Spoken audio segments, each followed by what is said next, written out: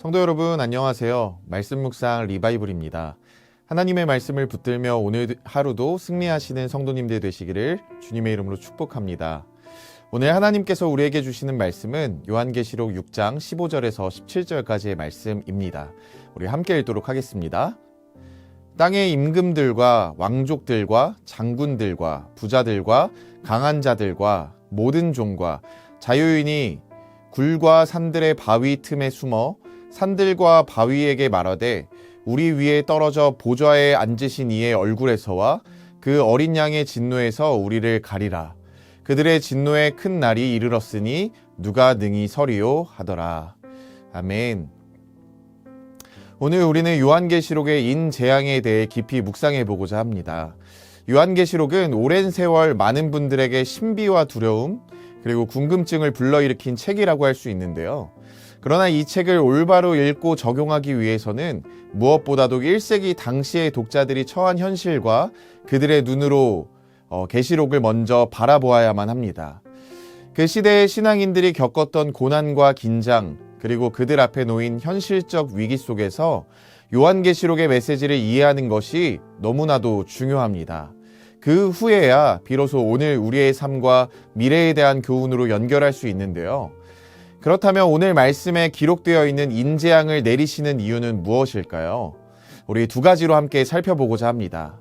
첫 번째로는 인재앙을 내리시는 목적은 세상이 추구하는 안정된 삶의 한계를 폭로하는 데에 있습니다. 당시 로마 제국은 군사력이 막강했습니다. 그리고 모든 길은 로마로 통한다는 격언이 생겼던 것처럼 경제력도 엄청났습니다. 그리고 무엇보다 로마 제국이 강조했던 슬로건은 팍스 로마나라는 이름으로 로마 안에 평화와 번영이 있을 것을 많은 사람들에게 약속하곤 했습니다. 그래서 많은 사람들은 로마의 권력과 부를 의지하며 따르는 것이 곧 안전하고 평안한 삶이라고 믿었습니다. 그래서 로마가 주는 힘과 권력에 기대어 살아갔던 거죠.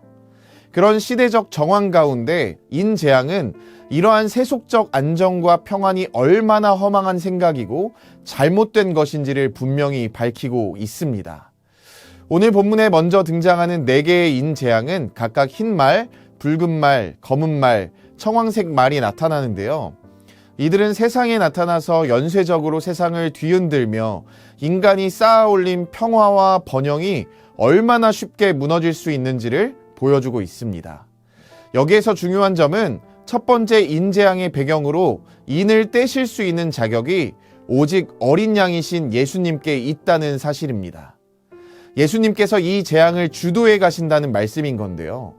먼저 첫째 인에서 흰 말을 탄 자를 군사적인 정복자라고 봅니다. 이는 로마와 같은 세상을 무너뜨릴 정복자가 나타나서 재앙을 불러올 것을 가르쳐 주고 있는 거죠.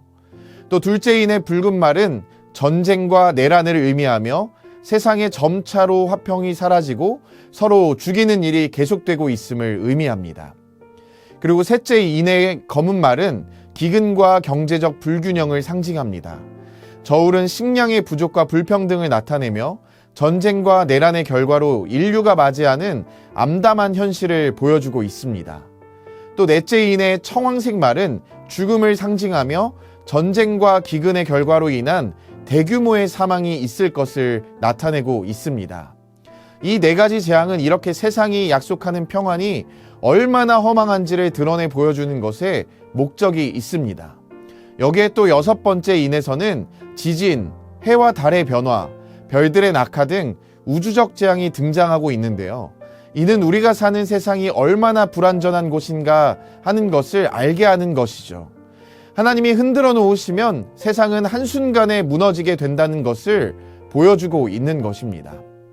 6번째 재앙의 클라이막스는 사람들의 반응에 있는데요. 세상에서 소위 잘 나간다라고 하는 사람들이 모두 두려움에 떨고 있습니다. 그래서 결국 17절에서 어린 양의 진노 앞에 누가 능히 서리요? 라는 절규로 6장이 마무리되고 있는 것을 볼 수 있습니다. 그렇게 질문이 생깁니다. 과연 이렇게 무시무시한 재앙들이 쏟아지는 자리에서 교회는 어떻게 될 것인가? 여기에 바로 인재앙의 두 번째 목적이 있는데요. 그것은 진정으로 안정된 삶의 기반이 어디에 있는가를 제시하는 데에 있다고 말씀드릴 수 있습니다. 5번째 인 장면을 자세하게 살펴보시면 순교자들의 영혼이 하나님의 제단 아래에서 안식을 누리는 모습이 기록되어 있습니다. 그들은 세상의 박해와 고난 속에서 죽임을 당했지만, 그렇게 예수님을 따라서 살아갔지만, 그들은 하나님께서 주시는 흰 두루마기를 받고 영광과 평안을 누리고 있음을 성경은 우리에게 보여주고 있는데요. 이 장면은 로마가 그렇게도 붙잡고자 했던 참된 평안과 안전을 실제로 누리고 있는 존재가 누구라는 것을 보여주고 있는 것입니까? 오직 예수 그리스도 안에 있는 자들만 누릴 수 있음을 상징적으로 보여주고 있는 것입니다. 이처럼 요한계시록 6장은 팍스 로마나와 같은 거짓된 평안의 한계를 직시하게 하며 예수님 안에 있는 참된 안식으로의 초대의 메시지를 담고 있는 말씀입니다. 예수님을 따르는 이들에게는 흔들리지 않는 믿음의 기반을 세우라는 도전의 메시지이기도 하고요. 아직 예수님을 알지 못하는 이들에게는 참된 평안으로의 초청의 메시지이기도 합니다. 사랑하는 엘사랑교회 성도님들, 인재앙은 단순히 두려움의 메시지가 아닙니다.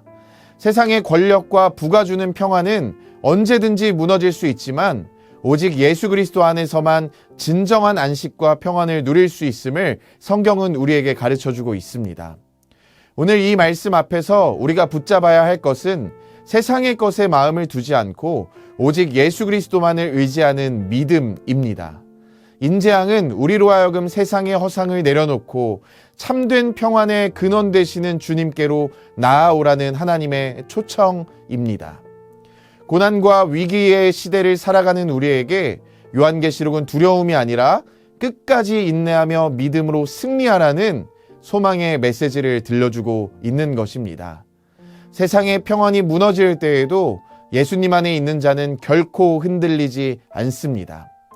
그러므로 오늘도 우리에게 주어진 삶의 자리에서 오직 주님만을 바라보고 그분 안에서 참된 평안과 안식을 누리시는 복된 성도님들이 다 되시기를 주님의 이름으로 축복합니다.